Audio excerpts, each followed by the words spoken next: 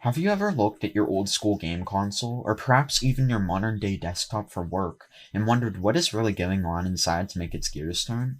Figuratively, they don't actually have gears in them.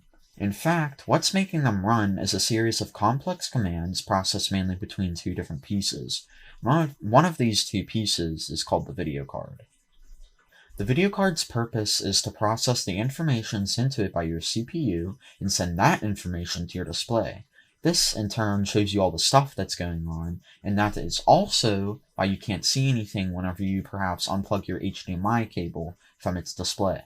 This complicated piece of tech has been refined a lot throughout the years. That's why you see such a difference between today's graphics, such as Madden 21, and the graphics from 1985, like the Super Mario Bros. Game. I mean, even the graphic evolution of the Mario games is astonishing. Now, this might all sound complicated, but wait till you see a card itself. Look at this. Probably haven't seen something like this since, I don't know, 20, 30 years ago. Now, it might not make a whole lot of sense to you, but all these little dots and stuff actually have a purpose, which is quite fascinating to think about because each and every little piece comes together to kind of make this thing work. Now, the actual mechanics of this machine are quite complex, and even 20 minutes wouldn't be enough to explain it, but what I can show you is a comparison between this card and this card here. To people unaware of what I'm showing you, this is called a benchmark score comparison.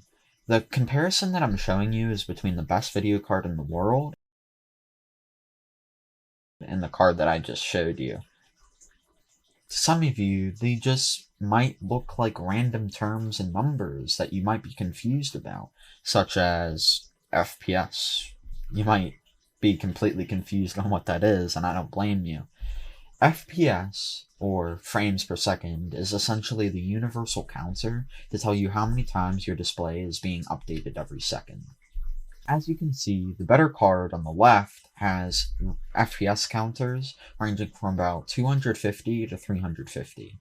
But if you look at the scores on the right, which are on the card that I previously showed you, you can see the frames range from about 7 to 11 on modern standards, which is the equivalent of you clicking through a blank PowerPoint on an average speed. Pretty low, right?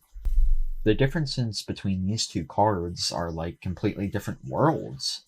As you can see, in the numerical difference between these two scores, the comparison between even 20 years, let alone 30 or 40 years, is quite crazy.